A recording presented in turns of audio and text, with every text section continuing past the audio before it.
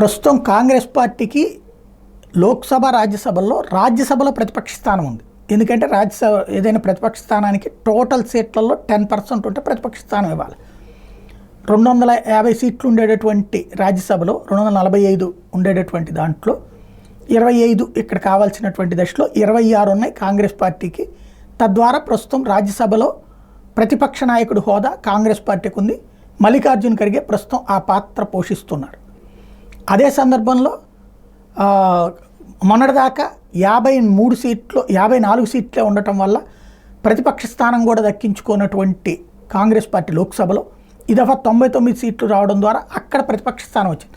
2004 నుంచి 2014 దాకా లోక్సభలో ప్రతిపక్ష స్థానం లేదు. కాంగ్రెస్ ఫ్లోర్ లీడర్గా ఉన్నారు తప్పించి ప్రతిపక్ష స్థానం లభించలేదు.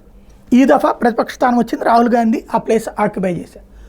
అదే సందర్భంలో మల్లికార్జున్ ఖర్గే జాతీయ కాంగ్రెస్ అధ్యక్షుడు రాజ్యసభలో ఉన్నారు.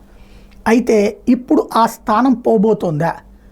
2 సీట్లు కేసీ వేణుగోపాల్, రాజ్యసభ సభ్యులు కేసీ వేణుగోపాల్, దీపేందర్ హుడా వీళ్ళిద్దరూ కూడా మొన్న లోక్సభ ఎన్నికల్లో పోటీ చేసి గెలిచారు. వాళ్ళిద్దరికి సంబంధించినటువంటి 2 సీట్లు హర్యానా, రాజస్థాన్, ఈ 2 చోట్ల కూడా నుంచి వీళ్ళు ప్రాతినిధ్యం వహించారు. ఇప్పుడు అక్కడ లోక్సభకి ప్రమాణం చేశారు కాబట్టి రాజ్యసభలో వీళ్ళు ఖాళీ అవుతున్నారు.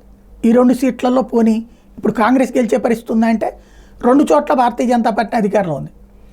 ఎమ్మెల్యే కోటాల కిందనే కదా ఉండేది, ఎమ్మెల్యే ఓట్లే కదా ఇక్కడ ప్రాధాన్యం. దాని ప్రకారం చూస్తే 2 కూడా బీజేపీని గెలుచుకునే పరిస్థితి ఉంది. దీంతో ఈ ఇద్దరి కారణంగా 24కి పడిపోబోతోంది 25 కావాల్సినటువంటి సందర్భం. దాంతో ప్రతిపక్ష స్థానం కోల్పోయే పరిస్థితి వచ్చింది.